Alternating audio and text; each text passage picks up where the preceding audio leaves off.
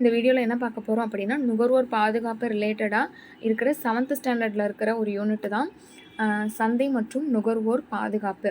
இது வந்து என்ன சொல்லியிருப்பாங்க அப்படின்னா பொருள், சேவை, தகவல் இது மூணும் தான் வந்து இந்த நுகர்வோர் பாதுகாப்புக்கு ரொம்ப இம்பார்ட்டண்ட்டு. சந்தையில் வந்து விற்பனையாளர்களும் வாங்குபவர்களும் பொருட்களை வந்து எக்ஸ்சேஞ்ச் பண்ணிக்கிறாங்க. ஒருத்தவங்க பொருள் கொடுத்தா இன்னொருத்தவங்க அமௌண்ட் கொடுக்குறாங்க. ஸோ இந்த மாதிரி எக்ஸ்சேஞ்ச் மூலமாக நடக்குது அப்படின்றாங்க. சந்தை அப்படிங்கிறது இயற்பியல் புவியியல் சார் காரணிகளுக்கு அதாவது இயற்பியல் மற்றும் புவியியல் சார் இடம் அல்ல சந்தைங்கிறது அப்படின்றாங்க. இது வந்து 2 டைப்ஸ் இருக்குது. தயாரிப்பு சந்தை, காரணி சந்தை. காரணி எதை பேஸ் பண்ணியிருக்குன்னா நிலம், உழைப்பு, மூலதனம்.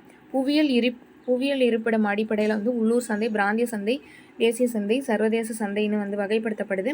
நேரம் அடிப்படையில் வந்து குறுகிய கால சந்தை, மிக குறுகிய கால சந்தை, குறுகிய கால சந்தை, நீண்ட கால சந்தை. பரிவர்த்தனை அடிப்படையில் உடனடி சந்தை, எதிர்கால சந்தை அப்படின்னு வந்து வகைப்படுத்தப்படுது.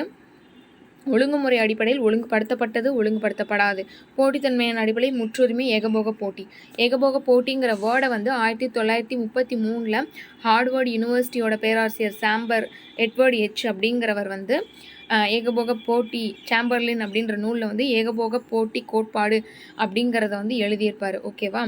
ஒழிகோபோலி அப்படிங்கிறது வந்து ஒரு கிரேக்க சொல்லு. இது வந்து என்னென்னா கட்டுப்பாடு அப்படிங்கிறது தான் இதோட மீனிங். பாலி அப்படின்னா கட்டுப்பாடு, ஒலிக்கோனா ஒரு சில கட்டுப்பாடுகள் எதுக்கு அந்த சந்தை கட்டமைப்புக்கு வந்து விதிக்கப்படுது. முற்றிலும் போட்டி சந்தை, நிறைவான போட்டி சந்தை, முறையற்ற போட்டி சந்தை. முழுமையற்ற போட்டினா குத்தகை, முற்றுரிமை போட்டி, குழு உரிமை அப்படி வந்து வகைப்படுத்தப்படுது. ஓகேவா. இது வந்து அவ்வளோ இம்பார்ட்டன்ட் இல்லை, ஜஸ்ட் ரீட் பண்ணிக்கோங்க.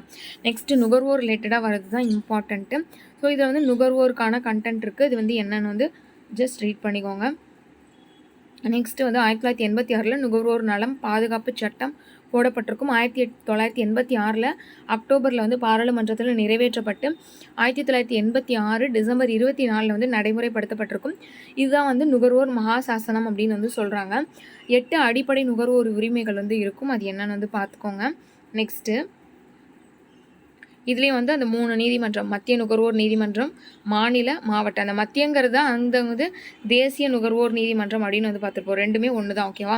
1 கோடிக்கு மேலே இருந்ததுன்னா இங்கே வந்து பார்க்கணும். 1 கோடி கம்மியாக இருந்ததுன்னா இங்கே. 20 லட்சத்துக்குள்ளே இருந்ததுன்னா வந்து மாவட்ட குறைதீர் ஆணையம். ஓகேவா. நெக்ஸ்ட் 2019 ஆகஸ்ட்டில் நுகர்வோர் குறைதீர் மசோதா வந்து நிறைவேற்றப்பட்டிருக்கு அப்படின்னு சொல்கிறாங்க. புதிய சட்டத்தின் சிறப்பம்சம் வந்து என்னென்னா வணிக பரிவர்த்தனை, பணவியல் அதிகார வரம்பை மேம்படுத்துதல். ஸோ இதுதான் வந்து 2 இம்பார்ட்டண்ட் கேரக்டரிஸ்டிக்ஸ் வந்து ஆட் பண்ணியிருப்பாங்க. அதாவது என்னென்னா 1 கோடிக்கு மேலே இருந்ததுன்னா நுகர்வோர் ஆணையத்தில் வந்து பார்க்கலாம்.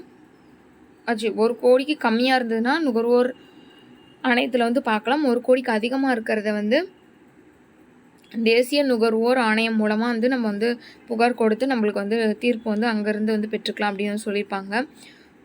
ஓகேவா.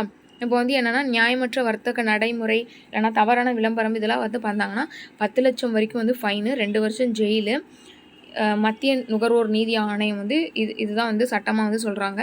50 லட்சம் மற்றும் 50 லட்சம் ஃபைனு, 5 வருஷம் சிறை. அது வந்து எதுக்காகனா விளம்பரம், தவறான ஒரு விளம்பரம் வந்து பண்ணாங்கன்னா அதுக்கு. அது இல்லாமல் 1 வருஷம் வந்து தடை, விளம்பரம் செய்யறதுக்கு வந்து 1 வருஷம் வந்து தடை விதிக்கிறாங்க. ஓகேவா. இந்தியாவில் வந்து தேசிய நுகர்வோர் குறைதீர் ஆணையம் வந்து இருக்குது.